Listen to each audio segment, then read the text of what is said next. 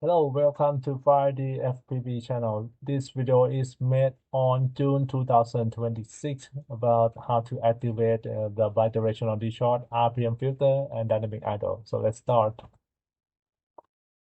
So these are the sources for using for making this video, and also the link to Betaflight configurator. It becomes an application instead of the program that I used to use a long time ago.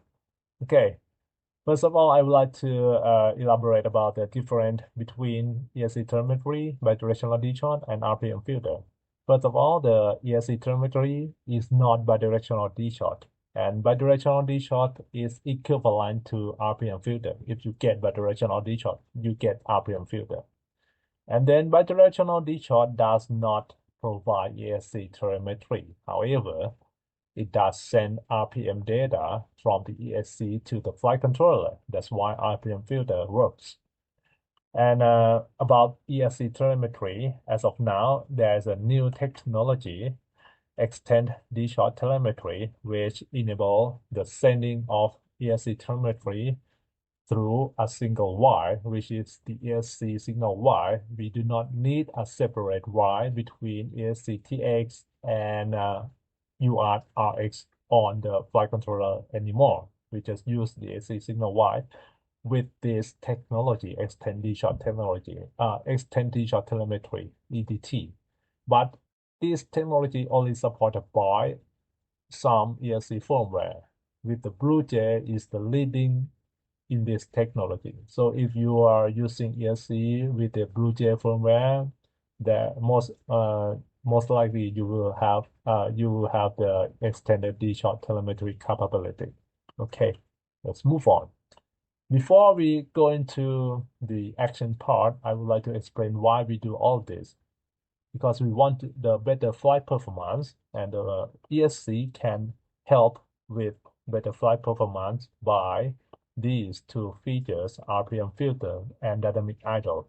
And these two features comes from bidirectional DShot. And you can use bidirectional DShot if you have these hardwares and softwares. First, the ESC, the type of ESC can be AM32, BL-Helix-S, or BL-Helix-32 with the software accordingly, or as listed on the table here. And the flight controller type of flight controller should be F4 processor or higher, and the software should be Betaflight 4.2 or higher.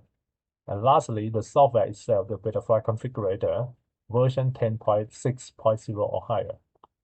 However, I would like to emphasize on these versions of softwares for these hardwares. Let's go into it. First, the BL-32 firmware. Because the developer of BL-32 just discontinue their product, discontinue their software. So there are chances that if you buy BL-32 ESC right now, you may get the ESC with the test firmware. The test firmware need the test configurator to open it. To change the setting in the ESC, you need a new program, not the normal BL-32 program. You need the test program to open it. So the test program called BL-Helix Suite 32 test.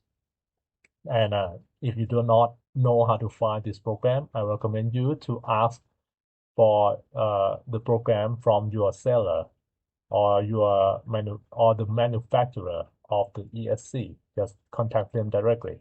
They should have the program for you. Okay.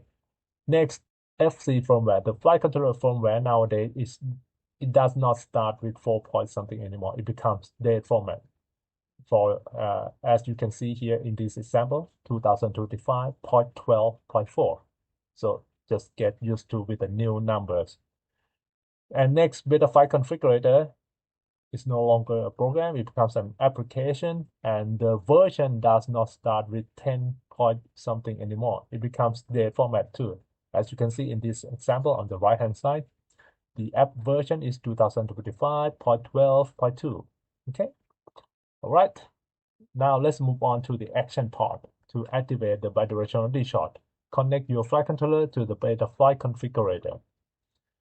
And the logic in the setup is that on the configuration tab, you need to set the gyro update frequency and the PID loop frequency. And then in the motors tab, you need to set the DShot type 300 or 600 and so on. How to set it? The rule of thumb is if you use 8K and 8K, which means 8K gyro update frequency and 8K PID loop frequency, then you should use DShot 600. But if you use 8K and 4K, you should use DShot 300. And I put more information in the bracket here, previously 4K, because in the past, long time ago, we can change the gyro update frequency. But nowadays, at least in my flight controller, in my configurator, I cannot change the gyro update frequency anymore. It's stuck at 8K. It's stuck at 8K. So from 4K nowadays, it becomes 8K and 4K. So, and still, which pair should you use? DShot 600 or DShot 300 with 8K or 8K 4K? Okay, it depends on the CPU load, and the CPU load depends on the type of flight controller you are using. The chip on the flight controller to be specific. And if your flight controller use the chip F405, then you can use 8K 4K. If you want to use 8K on F405 flight controller, then you will need the overclocking. I will not go into the overclocking in this video, it's too much. For flight controller with a chip F411, then you will need overclocking even to run 8K and 4K. For F7 flight controller, you can run 8K without any problem. So that's the logic in the setup. Now in practice, you just go to the configuration tab on the top left corner, check your flight controller chipset. In this example, it says STM32F405, which means that my flight controller is using F405 chip. So my flight controller can run 8K 4K without any problem, without any need for overclocking. So I choose 8K and 4K accordingly on these two boxes here. Gyro update frequency 8K and PID loop frequency 4K. And then click Save and Reboot. Do not forget to click Save and Reboot. The button is on the bottom right of the configurator. And then move on to the Motors tab.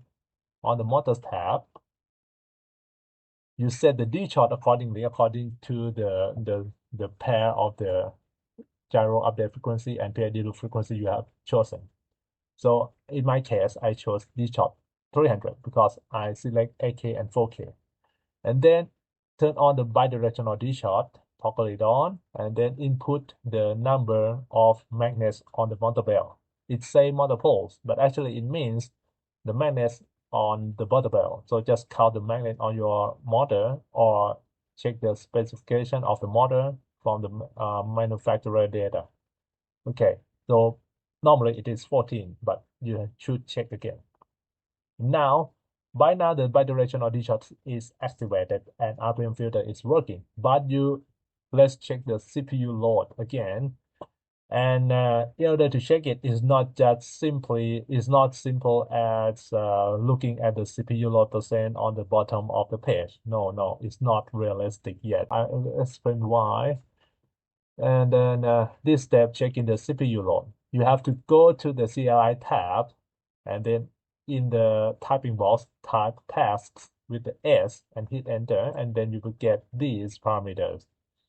And within these parameters, there is one parameter that is off, which is in this example, the line number 8, the name serial. You will get the name serial has the max load percent abnormally high at 5,400%, which is not normal.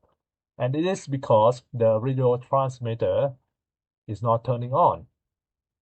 So this data is off because it's not realistic.